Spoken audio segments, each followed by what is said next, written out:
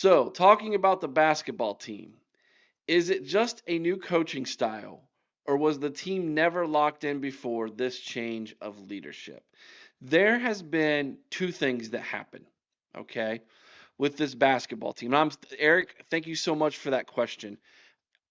As you guys might know, might not know, uh, as intelligent as Aaron is with football, basketball is actually my thing. My dad was a coach. He was a very good basketball coach. And so I grew up as a gym rat. I loved basketball, played it, coached it. It was my thing. Still love college basketball. Watch it all the time. I've been watching girls basketball because, well, quite frankly, Ohio State's It's pretty good. women's team, they are Pretty good product, awesome. yeah. They are awesome. Number 2 in the country. Watched the Indiana Iowa game with my wife. That was a great game. Love watching Iowa get beat. That's phenomenal. That's a lot of fun. But anyways, answer your question, Eric Osbeck. What has happened with this basketball team? Why, since making the change, are they now 2-1 in their last 3 games? They end the losing streak. It was 17 straight, I believe, Chris, is what they had lost in a row, Yes. um, which is a new school record. And they end that in East Lansing, a place that has historically been very bad to Ohio State basketball teams trying to win there. In fact, I think Chris Holtmann had lost in East Lansing like 9 straight, I Something like believe it that, yeah. was. It was bad. What happened? Two things. Number one, and has nothing to do with X's and O's, has nothing to do with any more than anything but heart.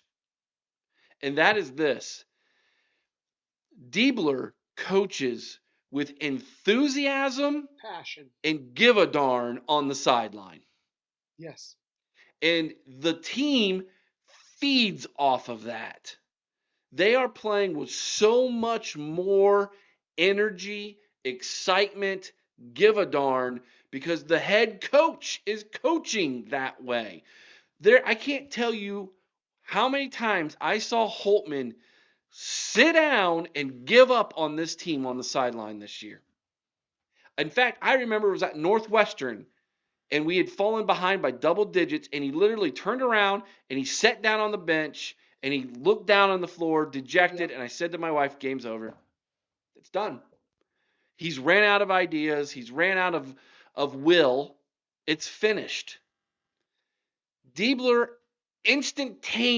instantaneously, the moment he took control of this basketball team, injected energy into this roster. That's number one. Yes. Number two, have you noticed, guys, he's playing more people than Holtmann did? That way, at the end of the games, we're not gassed. Okay? He's actually giving more guys an opportunity. That's the second thing I've noticed. We're not running a different offense, we're running No. it better. One of the things he's doing is he's actually starting the offense higher and allowing the point guards to get into the lane to create more disruption with the defense, instead of just running the high low screen game all the time with the 4 out 1 under. And I at one time actually saw them play two guys in the post. I was Yes. like, "Oh my gosh." We actually put a second body in the post, which opens up the lanes for you more. And we're hitting those mid-range jumpers because of it. Simple things he has done to give this basketball team life. Jake Diebler comes from a basketball family. Here's the other thing. He's an Ohio kid. Yep. Born and raised in the Buckeye State, wanted to be a Buckeye, ended up playing at Valparaiso. His younger brother ended up being one of the most prolific three-point shooters in the history of Ohio State, right? He cares, he gives a darn. He wants Ohio State to win because he grew up watching the Scarlet and Gray and dreamed about being a Buckeye. That means something still. That means something. That's my 2 cents. Chris, what do you think? No, I agree. It's not just a matter of the fact that he's a Buckeye, Eric. He just has a passion, a fire for the game that I didn't see in Holtmann. You go back, you look historically at some of the coaches that we've had at Ohio State. on the sidelines there in basketball. Gary Williams, Randy Ayers, even. I Although don't know Randy about Ayers that was a one. little, Randy Ayers was a little more mellow, but Gary Williams was a fiery guy. Mm-hmm. Thad Matta could be fiery, At times, yeah. Who Uh, was the one before Thad Jim Matta O'Brien, from Boston College? yeah, He could be fiery. he could be fiery. He could also Uh, cheat. yeah, Holtmann, Holtmann just didn't have the fire. He didn't have the enthusiasm, and like you said, the players pick up on that. Mm-hmm. Just like they pick, and I said this during that Northwestern game. You often hear about a coach losing the locker room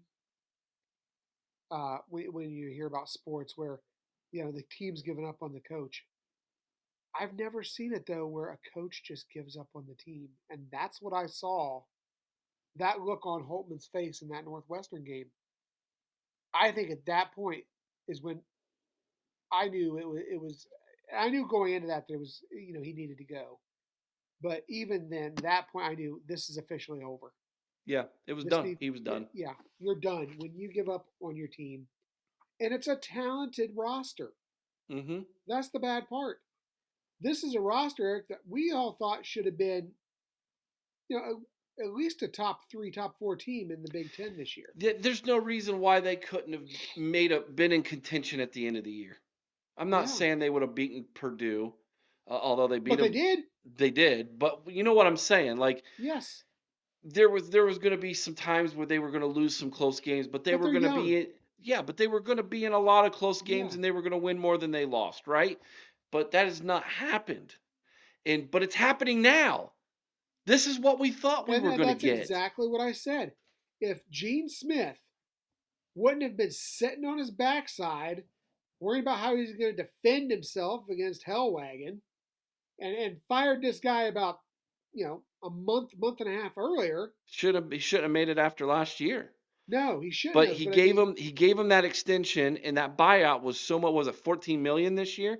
And last year it was more than that. just another Gene Smith brilliant moment right there. That extension, yeah. But Gene Smith, this is it's not as devastating as what he did to Urban Meyer in his first year, but really, it's basically the same thing in a sense of you really took something away from this basketball team. You took an opportunity away. Maybe not a national championship opportunity, but you took an opportunity away to contend. And he took it away from the fans. Yes. And the fans responded with their attendance.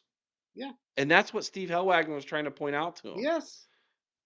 The whole Absolutely. the whole died on the vine comment was literally in response to the fans aren't showing up, Gene.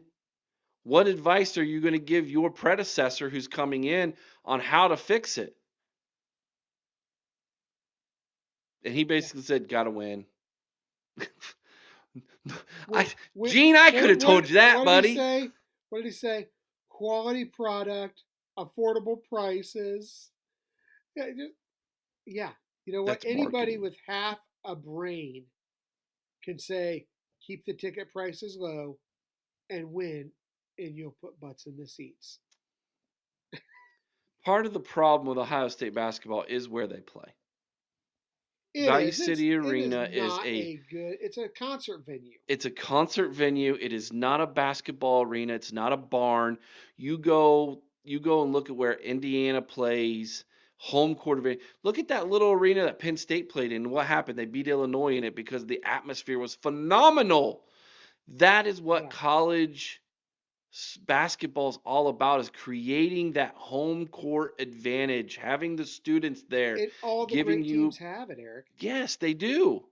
You They look at do. you look at North Carolina. You look at Duke, Kentucky. Oh my God, the Duke. Cameron Crazies, baby. Cameron Crazies. You got Rupp Arena down there in Kentucky. I mean, just It, the yeah, is zone, where we played today, that's a home yeah, court advantage. And although they didn't use it to their advantage today, that's a great place to play. You look at Purdue's barn. We've been there. We walked right by it. We yeah. We saw it. did. That place is a home court advantage. Ohio State does not have a home court advantage because the Value City Arena was not designed for the basketball team. Let's ship them back to St. John's. Never going to happen. It'll never happen, but they should. They should. I, I I would love to see Give me them. one more season at St. John's. Let's just see what happens. Let's see how it impacts the attendance. Give them one more season at St. John's. Flip them over there for 1 year and see what happens. I love St. John's. I have Yeah, so many. absolutely. I have so many good memories of St. John's Arena watching Lawrence Funderburg, Jimmy Jimmy Jackson, Jackson. Chris Gent, Skelton. I mean, Going back to Perry my Carter and my Trey Graham. childhood, man. I remember, um, yeah, Jay Thompson, St. John Arena greater than Value City Arena. Prove me wrong. I'm 100% Yeah, with you on that can't one. do that, Jay. You're right. I remember when I was a little kid, we used to have one of those basketball hoops that you would hang on the top of your door and shut it, and so you could play basketball. Yeah. And I'm real little, right? And my dad's got the game on the TV, and the front doors where Aaron and I had my older brother, with where we had that little basketball hoop. Man, we'd go at it like we were playing in St. John Arena, dude. Yeah. I got as many floor burns on the floor playing my brother on that little basketball hoop as Chris Gent did, and over there at St. John Nobody, Arena. nobody, had more floor burns than Chris Gent, Eric. Yeah. You're wrong. It's just you couldn't have had that many. Let's end the show here. Obviously, they're gonna do their due diligence and see what kind of basketball coach they can get. But what does Diebler need to do to win this job? I said he needs to go about 4-1 to finish the season. He's already 2-1. And then make a run. Make a run, and I'm not saying they're going to get in the NCAA tournament. The only way they're going to be able to do that is to win the Big Ten tournament, and that's not going to happen because they're going to have to win. I think it's 4 games in a row in 4 days. That's just not going to happen. And if they do that, you sign him right then. Yeah, what are you doing? But I would like to see him make a run in the NIT. Yes.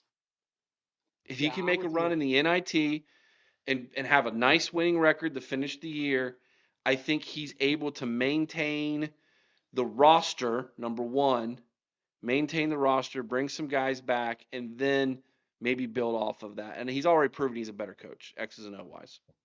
Yeah, absolutely. And without a doubt, he's a better motivator. Yep.